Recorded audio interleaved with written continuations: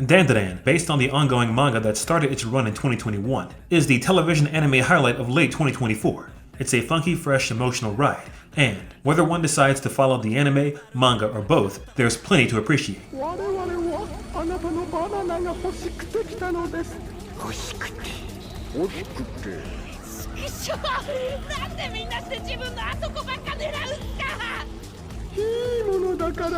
One of the aspects I appreciate is the abundant love for Tokusatsu, short for live-action Japanese special effects, which is most associated with properties like the traditional Japanese Godzilla films, Kamen Rider, and the Ultra series from which comes Ultraman. The love for Tokusatsu and Dandadan is present in both the manga and its animated adaptation from Studio Science Saru. The man behind the insanity, mangaka Yukinobu Tatsu, is an unabashed Tokusatsu fanatic, something one should be able to tell from a brief look at his Twitter account. And the anime's director, Fugayama Shiro, in deference to the Tokusatsu love of the source material, admits to having made Ultra series inspired choices when adapting Dandadan for the small screen. So, let's take a look at some of the things this series takes from Ultraman and other Tokusatsu properties.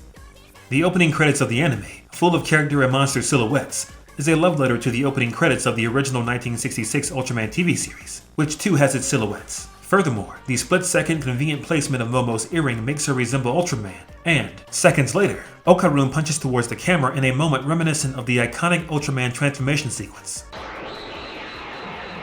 Yet that's just the tip of the iceberg. Things go far beyond the opening credits. Several of the characters draw from various Ultra series monsters in appearance. For starters, along with borrowing the head of alien Pegasa from Ultra 7, the Serpo aliens owe a lot to alien Dada from the original Ultraman series. The black and white stripe pattern is a dead giveaway. But, on a more subtle note, there's the eyes. In his original appearance, Dada could switch between 3 distinct faces, each with a different colored set of eyes, and those colors were red, yellow, and blue. The first Serpo aliens we see arrive in a group of 3, and the eyes of each member has one of the aforementioned colors. And, albeit the exact details differ some, another similarity between the Serpo aliens and alien Dada is the drive to abduct unique human specimens. On that note, whenever the Serpo aliens attempt to overpower Momo's mind in episode 1, the trippy visuals are virtually identical to the visuals used in a similar situation involving alien Baltan from episode 16 of the original Ultraman series. For that matter, the two scenes even seem to share the same sound effects.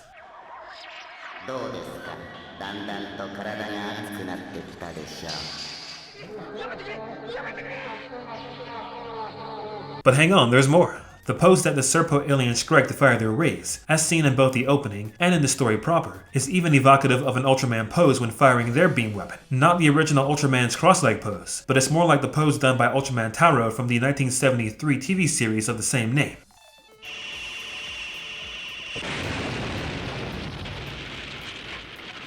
Much like the dual inspirations on the Serpo aliens, Dover Demon also draws from multiple Ultra series creatures, from everything to the shape of its head to the color of its skin. His default form is basically a buff take on Kenegon from Ultra Q, and while he has a more touching motivation for his pursuit of it, Dover Demon is on a desperate quest for money, a lot like how Kenegon was in the fan-favorite Ultra Q episode, episode 15.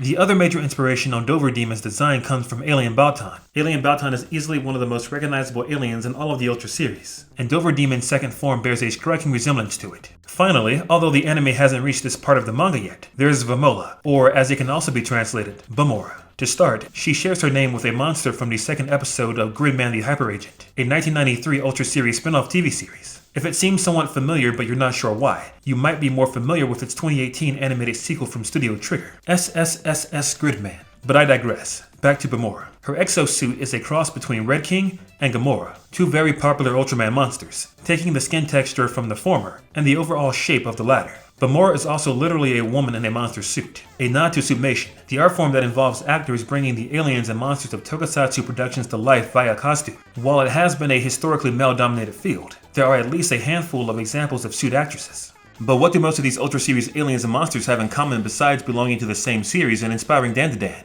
Well, they were designed by Toru Narita.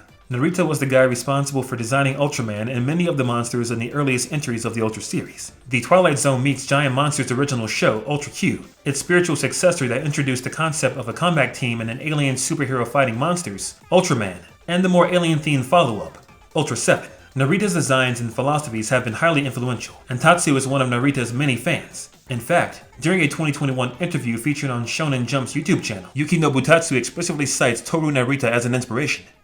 That said, although most of the Tokusatsu influence is Ultra series related, Dandadan shows love to other Tokusatsu properties as well. In episode 9, Acrobatic Silky performs a Rider Kick, the signature move of Kamen Rider from the Kamen Rider series. Speaking of Kamen Rider, one of Dandadan's posters even has its two leads striking Kamen Rider and Ultraman poses. Ultraman on the left and Kamen Rider on the right. Next we have Hiroshi Abe.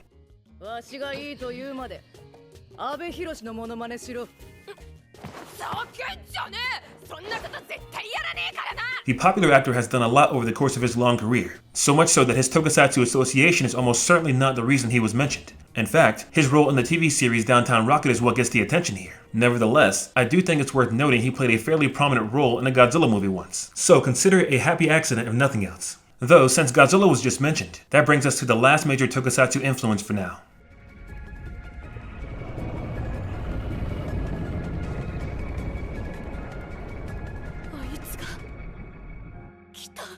Nessie. The character serves as a huge shout-out to Shin Godzilla. Nessie's design is obviously pulling from that distinct iteration of Godzilla, while the way Nessie charges its beam in its initial appearance is identical to the famous mid-film sequence where Godzilla unleashes its breath weapon for the first time. The beam even comes with a high-pitched sound effect and lays waste to everything in sight.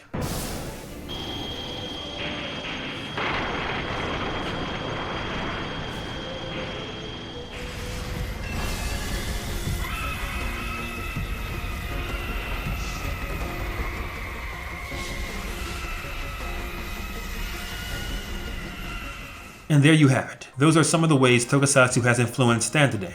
But while the series might owe a considerable debt to the art form, Tokusatsu alone isn't the whole story. Dandadan pulls from a wide variety of sources, and all of those sources, along with the ways in which they are mixed and matched, help to make Dandadan the unique experience that it is. But what is your favorite inspiration or reference mentioned here? Are there any that I missed? Let me know in the comment section below. Also feel free to let me know what you think of Dandadan in general. And as always, thanks for watching.